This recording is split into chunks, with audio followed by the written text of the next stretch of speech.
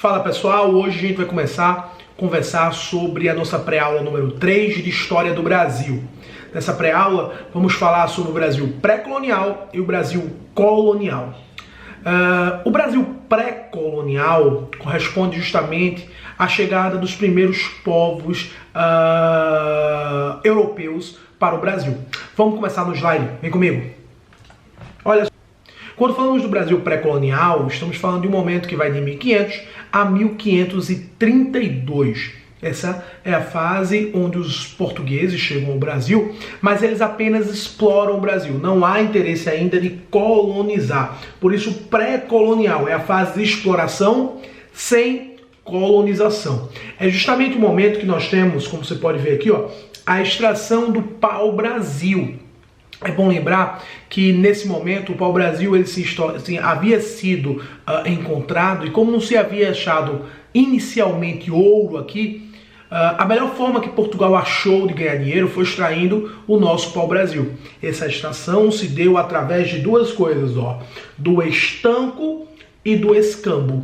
O estanco é o monopólio real, só quem poderia explorar o pau-brasil era a coroa portuguesa, e o escambo era justamente a relação entre português e índio. É bom deixar claro que, no caso da colonização portuguesa, essa relação se deu amistosa. Os portugueses, ao chegarem no Brasil, eles chegam de modo amistoso. Diferentemente, por exemplo, da América Espanhola, que houve muito mais conflitos. Não estou dizendo que os portugueses respeitaram a cultura indígena, não. Eu estou dizendo que, ao chegar aqui, os portugueses, apesar de impor a sua cultura, não chegaram exterminando os índios. Chegaram negociando com os índios através do escambo, oferecendo aos índios bugigangas coisas que para os portugueses não tinha nenhuma utilidade, mas para os índios pareciam ser coisas muito úteis. Em compensação, em troca, os índios trabalhariam justamente cortando aquele pau-brasil e colocando para as embarcações portuguesas, beleza? Por isso, esse Brasil pré-colonial é marcado por diversas invasões estrangeiras. Me lembra muito, inclusive, o rei da França, que dizia, eu posso até concordar com essa historinha aí de Tratado de Versalhes com uma condição: trago até mim um testamento de Adão e Eva dividindo o mundo entre Portugal e Espanha. O rei da França nunca concordou. Por isso, inclusive, a França sempre invadiu o Brasil, sempre tentou conquistar também o Brasil. França, Inglaterra, Holanda, sempre tiveram aqui no nosso litoral. Diante disso, Portugal não encontra outra saída, a não ser em 1532 mandar uma expedição colonizadora, liderada por Martim Afonso de Souza, com o objetivo de colonizar o Brasil. Então, a partir de 30 a expedição, 32 é o momento onde nós temos a fundação da Vila de São Vicente. Então você escolhe, a partir de 30 a 32, dá-se início ao chamado Brasil Colônia. Quando Portugal chega aqui, ele tem uma missão: como administrar o Brasil.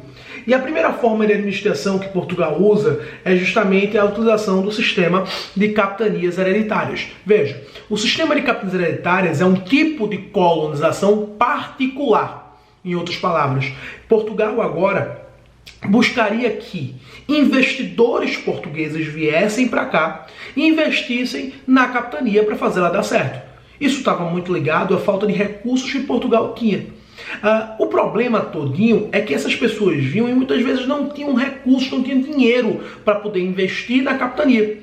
Então, o sistema de capitanias hereditárias sofria pela falta de recursos, sofria pela falta de interesse dos capitães, os constantes ataques indígenas, ou de fracasso pleno. Mas é bom deixar claro também que a posse da capitania é do capitão donatário, mas quem é o dono real, as terras da capitania, é da coroa. Então, para evitar que a colonização se perdesse, Portugal cria um novo sistema chamado Sistema de Governos Gerais.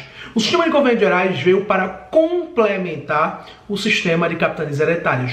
Nunca esqueçam disso. Não veio para substituir, mas sim para complementar. Beleza? Por isso, a gente também pode falar um pouquinho sobre a economia desse momento. Quando a gente fala da economia colonial, a gente tem que entender que a economia que predominou foi justamente a economia açucareira. Portugal inicialmente vai produzir açúcar. E o açúcar português, como a gente está vendo aí, esse açúcar ele é importantíssimo na nossa história, pois ele será o produto do século XVI e século XVII mais valioso. No século XVIII nós temos a introdução do ouro. Essa produção açucareira ela foi garantida devido à participação holandesa. Veja só, Portugal não tinha dinheiro, não tinha recursos para garantir a colonização, muito menos para a montagem do engenho de açúcar. Montar um engenho de açúcar exigia muito dinheiro, muito recurso, e Portugal não tinha para isso. Sendo assim, qual foi a saída que Portugal teve? Não teve nenhuma outra forma a não ser pedir ajuda aos holandeses. Os holandeses entravam com o refino, a distribuição, o transporte e os investimentos.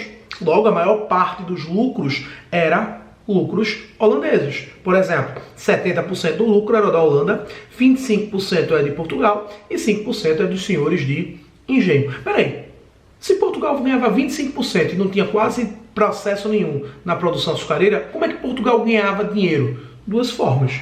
Uma, através dos impostos, e duas, através do tráfico negreiro.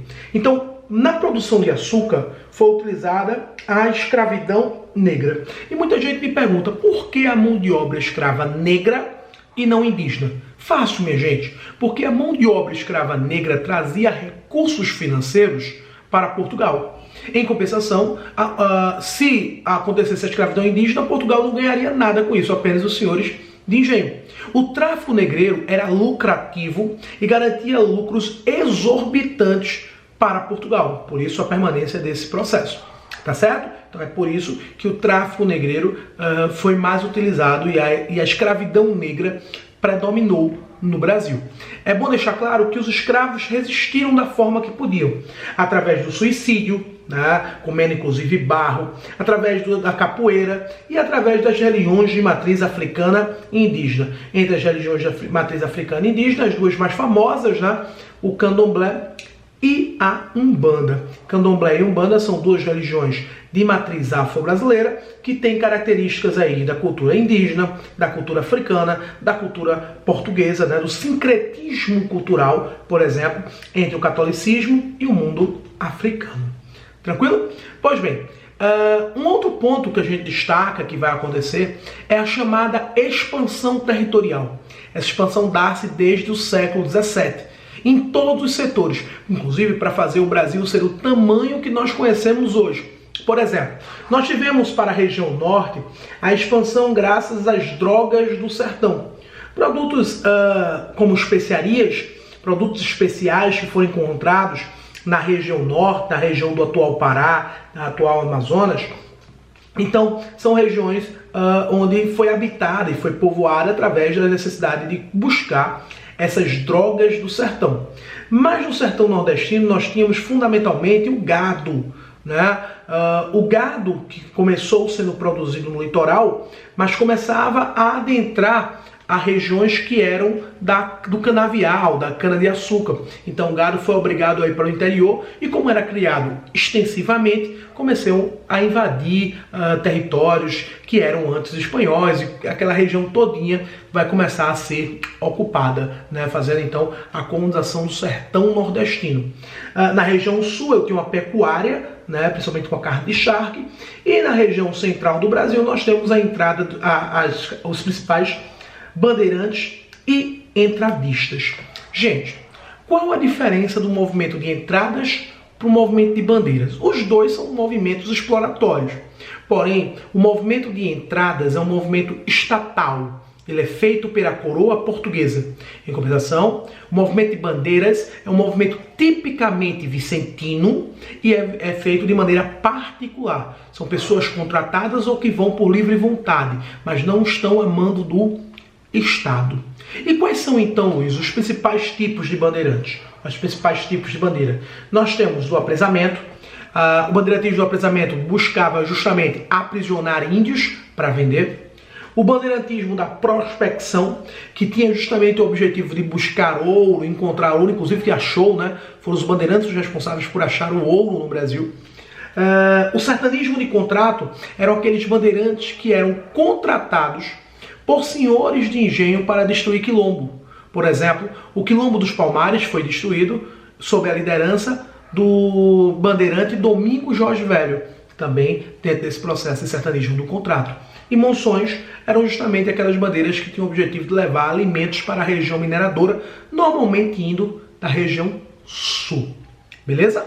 Pois bem, quando falamos da economia aurífera, é bom deixar claro que o nosso ouro ele era de baixíssima qualidade. Por isso nós chamamos de ouro de aluvião. E quando se descobriu que tinha ouro no Brasil, foi aquela corrida, aquela loucura em torno do ouro. Por quê? Veja, ouro, que massa, eu quero isso para mim também. Então essa loucura, essa correria toda, fez com que o ouro fosse muito cobiçado, muito, como é que eu posso dizer, muito valorizado.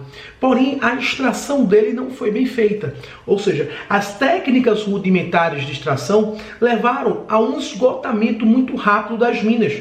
Inclusive, o dinheiro do ouro do Brasil foi todinho de Portugal direto para os cofres ingleses. Por quê? Porque a Inglaterra tinha feito um tratado com Portugal chamado Tratado de Panos e Vinhos. Com esse tratado, Portugal ficou completamente endividado, nosso ouro ia para Portugal e direto já ia para Inglaterra. Então, esse esgotamento rápido das minas faz com que a economia aurífera ela tenha ali no século XVIII o seu auge e o seu próprio declínio. Beleza? Alguns impostos que nós tínhamos nessa época era o quinto era o pagamento dos 20%, a finta, que foi um imposto que veio para suplementar o quinto. Veja, ela não vem para substituir, mas para aumentar, complementar, suplementar. A finta era o pagamento de 1.600 quilos de ouro por ano. E caso não fosse pago, aconteceria a derrama, que seria uma espécie de busca e apreensão. Além desse, nós tínhamos também outro imposto chamado captação. A captação era justamente o imposto por cabeça de escravo. Quanto mais escravo você tivesse, mais imposto você pagava. Tranquilo? Então, isso aí é o nosso roteiro de história do Brasil para a nossa pré-aula 3. Beleza? Estamos juntos.